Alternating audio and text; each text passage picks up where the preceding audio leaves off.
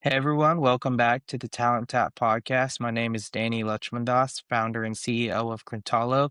We help businesses generate consistent, qualified client opportunities through an AI-powered growth engine. And with us today, we have D. Wang, founder and CEO of Yadi LLC. How are you doing today, D? Good.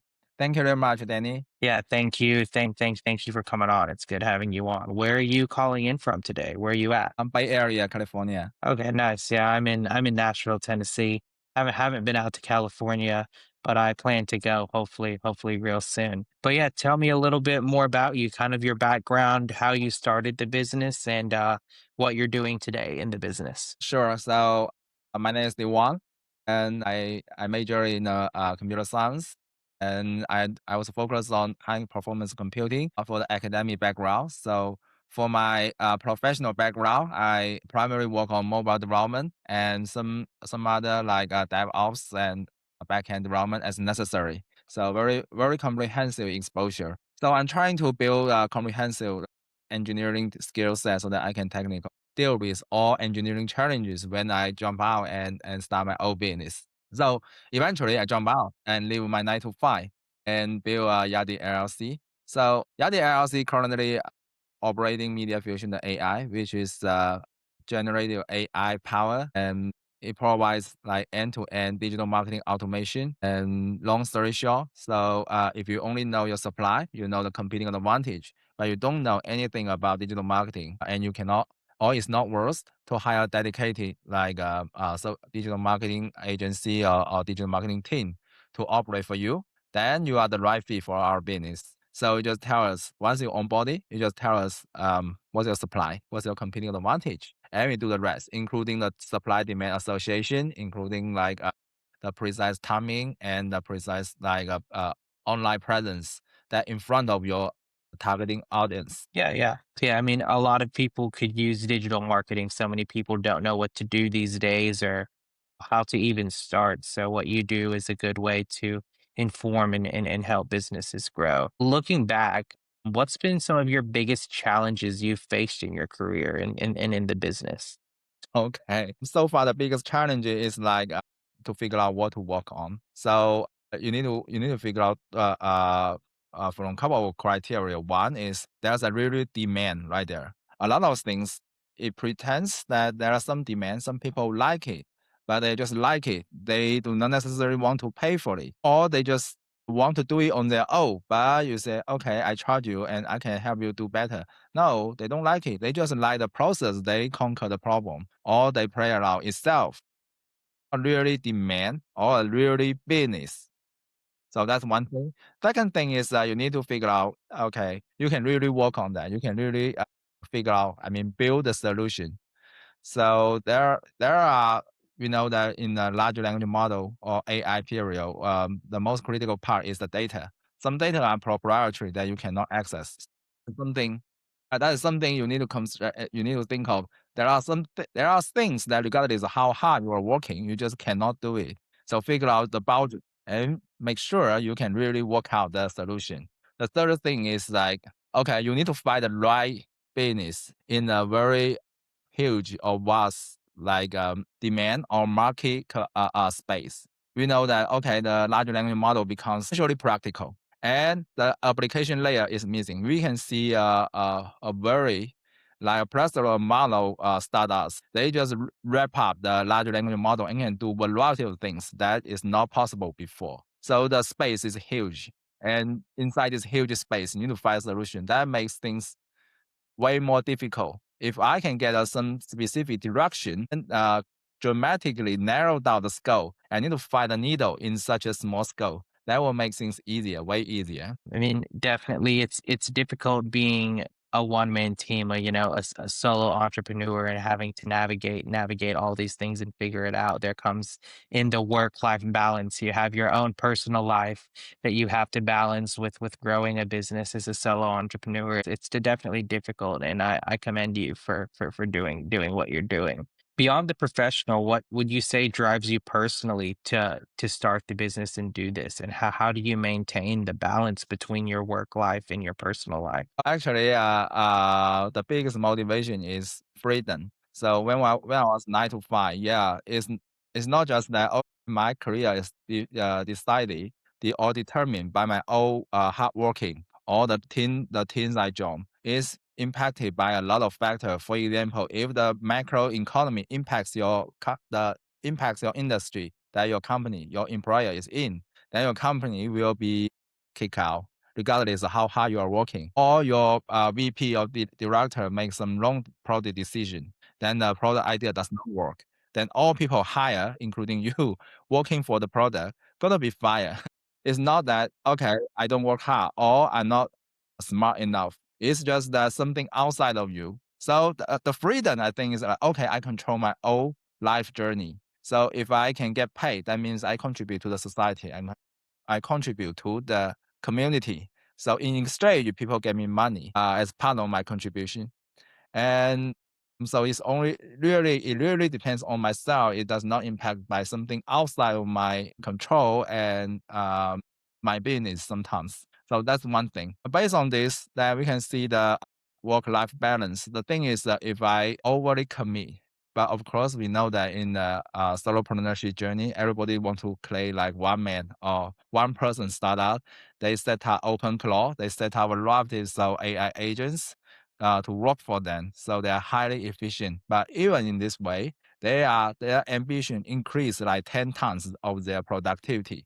So they eventually they become more busier, way more busier, rather than more relaxed or Yeah. working way less hours. Yeah, people becomes crazy busy, as I can tell. I mean, at least in the solopreneur community. But for me, it's like if I sacrifice my rest or my self improvement time budget, that is not worth it. Because okay, I quit for freedom, and I now strive for that, and I lose it. No, so I set aside some time. Actually, I need to avoid burnout because I know that it's a long journey. Nobody can expect like one stop solution. And I try one idea, I try one hypothesis, and it works. No, chances are that I'm gonna try like 99 or maybe even more. Who knows? It's a long journey. So sustainability is the most critical thing for the eventual success. Yeah, no, I agree. Yeah, Yeah, so I set aside some time each week and for relax and for workout.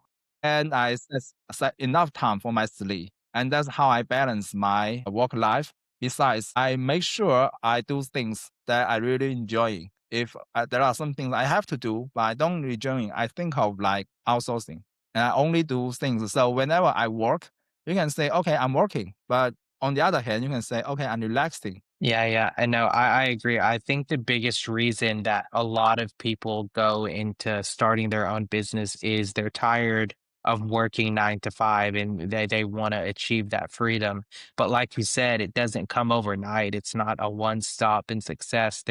You got to try sometimes hundreds and hundreds of times different things you have to try and see what works. And again, it doesn't happen overnight, but I believe if you keep going and you have the right strategy, you will make it if you keep persevering. In regards to AI, how do you see AI fundamentally changing the business landscape in your industry and specific over the next few years? Sure. So at the very beginning, I thought, oh, okay, AI can get me some hints. So if I don't know anything, AI can get me a 60% solution. So I can start exploring. And after get along with AI for quite a while, I say, okay, actually a solution provided by AI can just work, just copy paste what they provide, and you can hit the run and it just work. After some time, I feel okay. Yeah, it's not. You don't even need to copy paste. You don't even need to click the ROM. You just tell AI, and you don't even need to tell AI by typing. You can just talk to AI in natural language, and AI just commit all things and make it work for you. And after some time, I feel okay. Not only do programming, not only do some like architecture design, or not only for engineering, for a lot of work that as long as it is a little bit undeterministic. That means previously all the coding tools or programming solution that works for deterministic problem that can be resolved properly by AI. For example, scraping.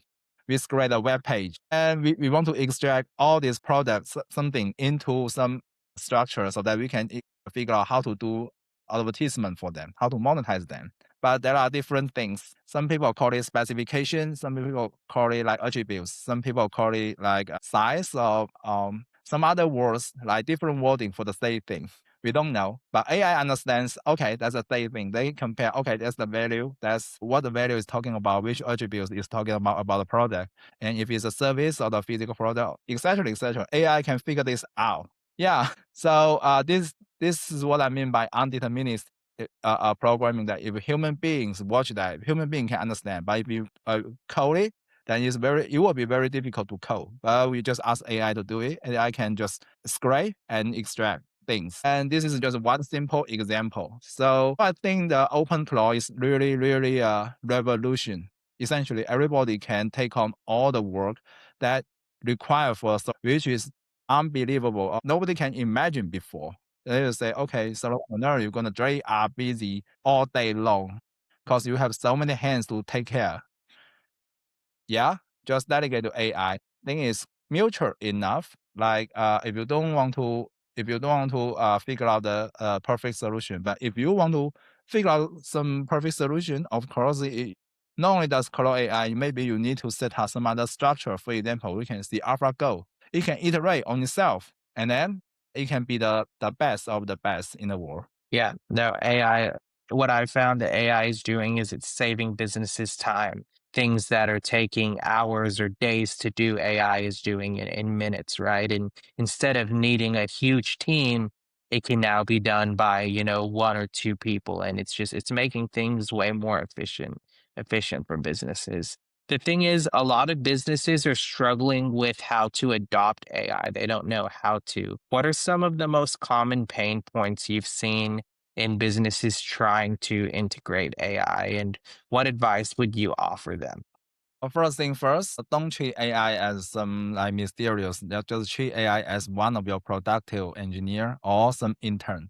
They are excellent. They have very excellent like listen and write and communication skill. So the thing is, you just need to tell your job and the expectation very clearly to them. So if you don't tell every single detail, some AI will make some hypothesis on the missing part on their own and delete accordingly. So you will see sometimes the deliverable is there is some distortion, like it's divergent from your expectation. That's because you don't clarify detail enough. So that's one thing. And that's what we do in human being. Like people normally they delegate things without full details. And they say, hey, this is your job, your responsibility to take care of the ambiguity. The higher level you are in the job title, then the more expectation on you to tackle to deal with this ambiguity. This does not work for AI. That's one thing, and that requires you are very clear. You are very clear on every single detail of your job. A lot of times, people don't do due diligence enough. They know, okay, this is the general direction. Just go along this direction, and things should work out. But they do not do due diligence, so they don't know enough detail, and that's why when in their delegation, there's not enough detail. In that way, of course, you can split. If you expect AI as an executor for your job, then you need to provide all details. But what if you don't know all the details? Then you just need AI to conduct some research and set up multiple AI to collect objective facts and then do cross validation because AI sometimes will provide some fake truths and you need to filter out and then expect a team of AI to to be the investigator for you and help you figure out all the details. And then you can delegate it to another AI that is dedicated for the execution. And that's the right way to expect. Just like a human being, that if AI is a generalist, then he's not doing 100% or 90% in every single job to get delegated. But if you set up like dedicated agent, you just say, hey, this agent only works for this job. So he get all the context and all the skills and all the latest knowledge, latest findings by human being on this area. Then he can do the job, deliver like 100% solution for something. So treat AI as a human being, like put it as a dedicated role. That could help the efficiency. Third thing is there are a lot of quick tutorials, so don't think AI as some mysterious, like only academic people, PhD degree can play around it. actually AI has been very, very common. Then everybody can play around it regardless of if you have an engineering degree. So just find some quick tutorial, just conquer the intimidation in your mind, just play around it. Then you will like it. Yeah, no, I agree. It's very much about learning about AI. The more you know how to use AI correctly, the better it's going. It's going to work for you, right? Everyone has the AI in their hands, but the people that are going to get the best results are the people that learn about it and the people that really know how to use it. And I think you definitely understand that. You definitely do. But yeah, that is about all the time we have for today. Thank you for coming on. I enjoyed having you on the podcast, and hopefully we can still stay connected. And thanks everyone for listening. These podcasts will get posted once a week, and shorts posted throughout the week on all socials. And we will catch y'all next time. Thank you, D. Thank you, Danny. Bye, everybody. Bye bye.